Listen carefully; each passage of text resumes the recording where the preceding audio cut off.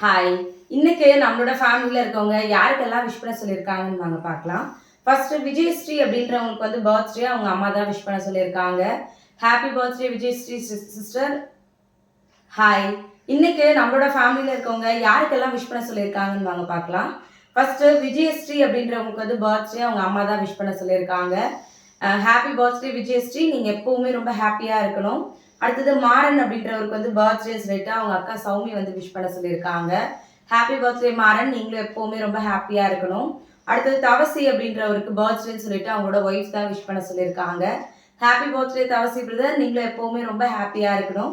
இன்னைக்கு யாரெல்லாம் birthday wedding day celebrate பண்றாங்களோ எல்லாருமே ரொம்ப ஹாப்பியா இருக்கணும் அப்படின்னு சொல்லிட்டு எல்லாருக்காகவும் ப்ரேயர் வந்து பண்ணிக்கலாம்.